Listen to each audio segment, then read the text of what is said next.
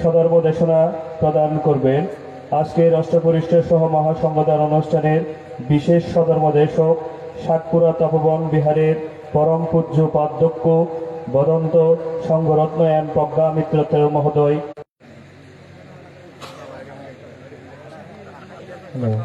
Hello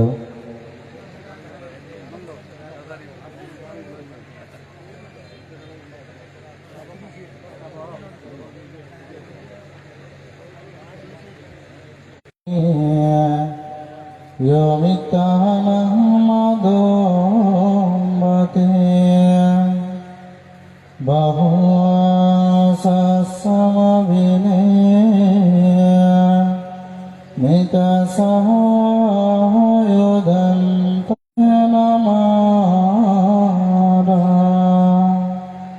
Dhanahadidhamabhidina Jitawa যার সর্বপ্রথম সদ্ধর্ম দেশনা শুনে পঞ্চবর্গীয় ভিক্ষুদের মধ্যে অরহৎ কন্যান্য তথা 18 কোটি দেববর্মার ধর্মচুক উৎপন্ন হয়েছিল। আরোধ প্রদানকারী, প্রজ্ঞা প্রদানকারী, বীর্য প্রদানকারী, মহাকারণী তথাগত সম্যক সম্বুদ্ধকে প্রথমে শ্রদ্ধায় কৃতজ্ঞতায় বন্দনা জ্ঞাপন করছি। বাংলাদেশে কয়েকটি পুণ্যতীর্থ স্থান অত্যন্ত প্রসিদ্ধ। তার মধ্যে একমাত্র পুণ্যতীর্থ স্থান নামে যে গ্রামটি অত্যন্ত পরিচিত সমগ্র বিশ্বে, সেটা হচ্ছে মচুরিয়া গ্রাম। এই মচুরিয়া গ্রামে পুণ্য করার জন্য 2 দিন ব্যাপী যে মিলন মেলা এবং পুণ্যের মেলা, একটা হচ্ছে মিলন মেলা, একটা হচ্ছে পুণ্যের মেলা, 2টি মেলা সমন্বয় করে যে মহান পূর্ণম অনুষ্ঠানের আয়োজন করেছেন। মহান পূর্ণম অনুষ্ঠানের গ্রামবাসী সহ একতা সংঘ যারা রয়েছেন সকলে সম্মিলিত হয়ে মহান পূর্ণময় অনুষ্ঠানের সভাপতি পরম পূজ্য ভান্তি, প্রধান ধর্মদেশক, আন্তর্জাতিক খ্যাতি সম্পন্ন পরম শ্রদ্ধেয় ভান্তি, মহান ভিক্ষু সংঘকে বিনম্র চিত্তে বন্দনা জ্ঞাপন করছি। আপনারা যারা সমবেত হয়েছেন সকলকে মৈত্রীচিত আশীর্বাদ এবং পুণ্যদান করছি। তো প্রথমত একটি প্রশ্ন করি, আপনাদের জানা থাকলে অবশ্যই উত্তর দেবেন। পুণ্য কি কখনো ধ্বংস হয়? হ্যাঁ, এখানে এসেছেন কিসের জন্য? পুণ্যের জন্য না? এখন এই বিষয়টা অত্যন্ত জটিল। আপনারা যে বলছেন ভান্তে পুণ্য কখনো কি হয় না?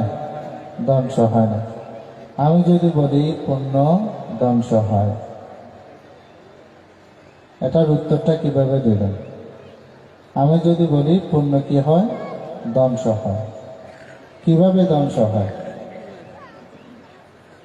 অর্থাৎ পুণ্য আছে আপনার, ঠিক আছে, আপনি যদি আবার পাপকর্ম করেন পুণ্য থাকবে? বলেন না, পুণ্য থাকবে? থাকবে। পুণ্য আবার কি হয়ে যাবে? ধ্বংস হয়। যেমন উদাহরণটা দিলে মনে রাখার জন্য একটি উদাহরণটা দিই আমি। সেটা হচ্ছে আপনারা যারা বৃক্ষরোপণ করেন, চারা রোপণ করেন, চারা রোপণ করেন না আপনারা? চারা রোপণ করে কি দেন? চারা রোপণ করে ঘিরে দেন না আপনারা? ঘেরা দেন না? কিসের জন্য দেন? ছাগলে যেন খেতে না পারে, গরু যেন খেতে না পারে, সেভাবে ঘেরা দেন না? তো তদ্রূপভাবে পুণ্যটাও রক্ষা করার জন্য আমাদের থেকে কি করতে হবে? ঘেরা দিতে হবে।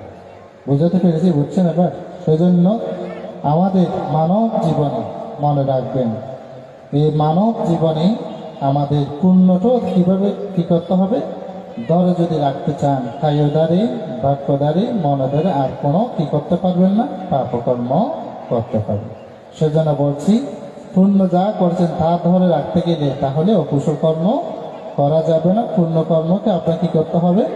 ধরে রাখতে হবে। বুঝতে পেরেছি? পুণ্যার্থী উপাসক উপাসিকাগণ, তাহলে ধর্মপ্রাণ উপাসক উপাসিকা মণ্ডলী, মানব জীবনে যে সম্পদটার জন্য আপনারা এখানে এসেছেন, কিসের জন্য?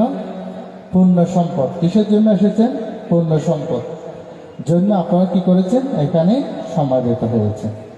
তো এটা হচ্ছে পুণ্যের মেলা। এই যে শিলা গ্রহণ করেছেন, সূত্রপাঠ শ্রবণ করেছেন, এখন কি করছেন, সর্বশ্রেষ্ঠ দান, সর্বশ্রেষ্ঠ রস কি ধর্ম দেশনা শ্রবণ করছেন।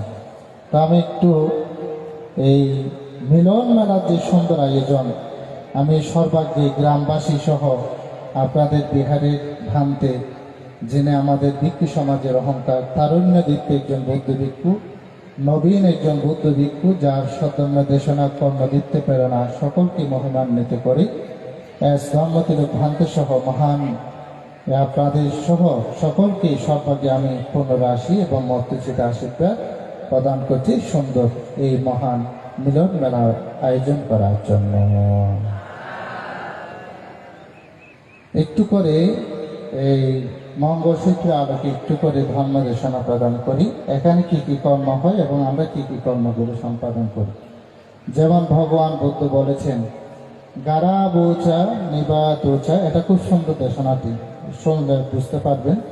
গারা বৌচা নিবাতোচা শান্তটি চাকাতা কালে না ধাম্মা সাবানা, তারপরে কি এতাং মঙ্গলা মোত্তম। আপনারা হয়তো কেউ এই শব্দ করে বলতে পারছেন, কেউ বলতে পারছেন না। হয়তো আমি খেয়ে এসেছি, আমার পেট ভরা, এখন হয়তো আপনাদের পেট খালি, সেজন্য বড় করে বলতে পারছেন না। তো ধর্ম কথাটা বলতে একটু বড় করে বলবেন, মনের মধ্যে প্রীতি আনন্দ ভাব উৎপন্ন করে ধর্ম কথাটা কি করবেন, বলার জন্য চেষ্টা করবেন।